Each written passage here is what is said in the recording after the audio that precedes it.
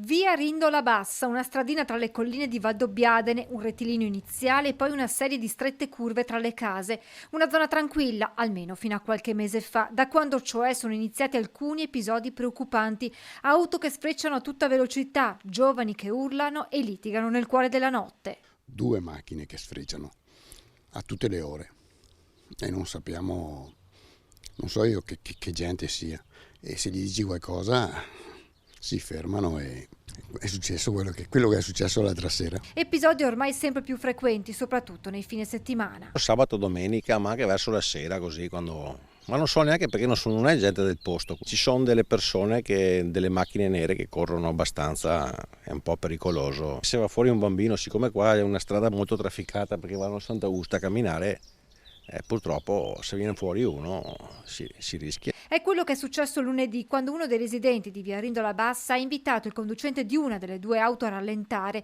I due a bordo, dopo essere tornati indietro, si sono scagliati contro l'uomo. Alle parole sono seguiti i fatti. Un pugno ha colpito in testa il figlio, che nel frattempo era corso a proteggere il padre, a sua volta ferito alla coscia da un grosso sasso.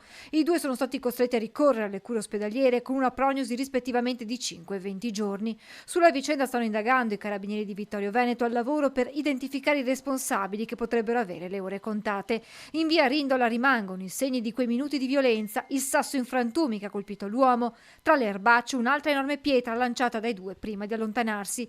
Per chi vive qui si tratta della punta dell'iceberg di una situazione peggiorata negli ultimi mesi. Non si può più camminare tra le vie, o si mettono a girare intorno a fare le gare, o la notte si litigano.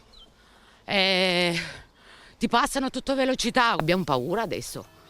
Chiunque ha paura. È da 30 anni che abito qua, c'è sempre stata quiete, tranquillità, anche i bambini devono per le strade tranquillamente, però sono mesi adesso che non si può proprio assolutamente uscire per le strade con i bambini, devi stare attenta, oppure se magari cammini per la strada, li incontri, gli dici qualcosa, li guardi male, ti saltano addosso. Ho paura, perché anche di notte alle 10:30, 11, trovi le macchine che vanno avanti e indietro, li trovi a piedi che corrono per i campi. Maria Cristina e Vita si dicono ormai esasperate e ammettono che se nessuno interverrà per mettere fine a questi episodi sono pronte a difendersi da sole.